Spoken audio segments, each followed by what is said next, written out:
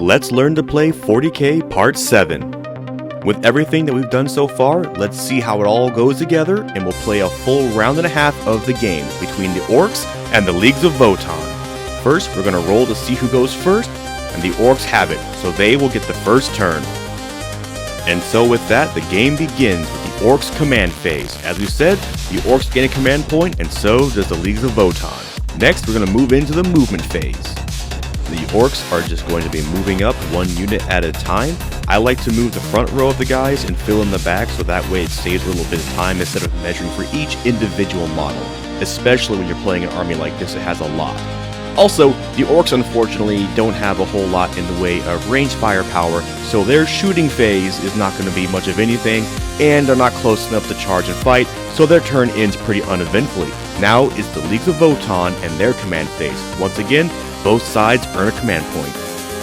With everyone earning their command points, it goes to the Leagues of Votann movement phase, and they're going to advance up to get themselves in range for all their firepower, because unlike the Orcs, the Kin definitely have some weapons they want to use at a long range. So now we're going to go into that shooting phase. We're going to measure the range for the weapons for these Hurtkin warriors, and they're going to fire at the Orc shooter boys. So now we just roll those dice. So as we've done before, we'll tally up the total number of dice for the attacks of their weapons, roll them out for hits, re-roll the hits to see if they wound, take anything that is wounded and have the Orcs make an armor save. The Orc does not, so he's removed as a casualty. Moving on to the Hurtkin Pioneers, they're going to shoot at those Squighog boys. So once again, roll the attacks to hit, re-roll for wounds, and then any wounds the Orcs will then make as armor saves. And they're going to make those saves, but not enough, so one of the Squighog boys is destroyed.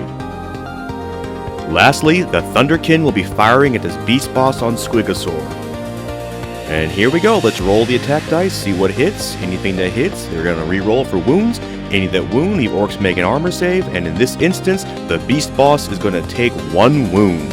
And now, it's the charge phase and the fight phase for the Leagues of Votann, but they're not in any hurry to go get in combat with those Orcs, so we're going to move on to a brand new round.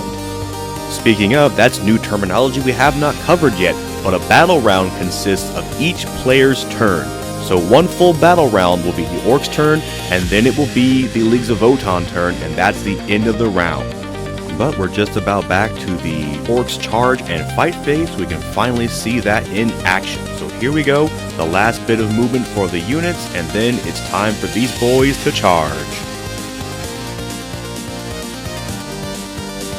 Starting things off, the beast boss on Squigosaur is going to go get some revenge on those Thunderkin, and he easily makes that charge move. And then the Squighog boys are going to do the same and go after those Hurtkin Pioneers. Go get them, boys! And so just like the shooting, we're going to tally up the attacks, roll them, see what hits, re-roll the hits to see if they wound, and then any that wound are then made as armor saves by the enemy. And those Hurtkin Pioneer are tougher than they seem. Meanwhile, the beast boss gets a little lucky and gets a wound on those Thunderkin.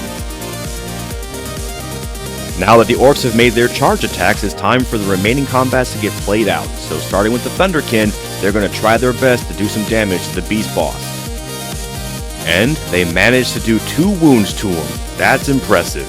On the other side, the Hurtkin Pioneer try their best to defend against those Squighog boys, but they bounce off harmlessly.